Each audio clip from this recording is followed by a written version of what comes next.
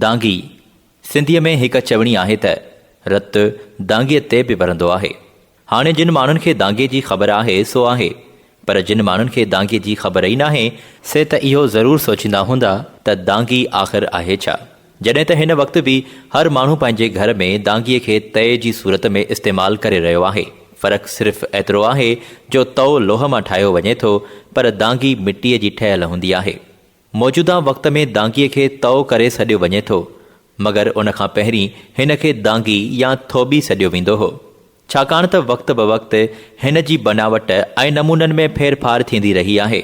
तंहिं करे हिन जे नाले में बि रदो बदल आई आहे।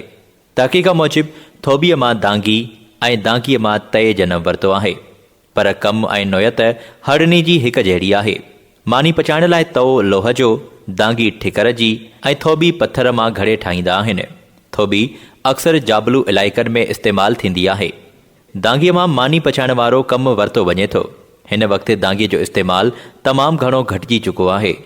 अॻे तक़रीबन असांजी बहिराड़ियुनि में दांगीअ जो रवाजु आम हो, पर हाणे दांगी किथे किथे कंहिं घर में मिले त ठीकु, न त इन जो मुतबादिल तओ अची चुको आहे।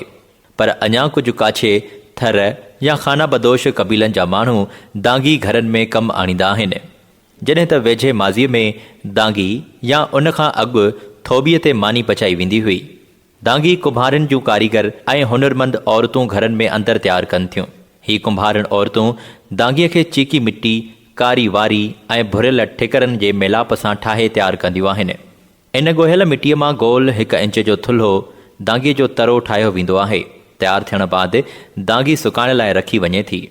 उन दौरान कुंभर कारीगर औरतूं हिन खे हिकु औज़ार ज़रिए ठपाई ॾियनि थियूं।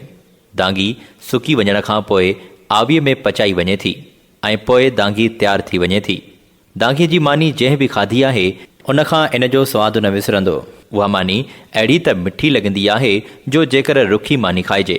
छेणनि ऐं काठीअ जी बाहि ते दांगीअ ते पचाइण करे मानीअ जो सवादु ई निरालो थिए थो।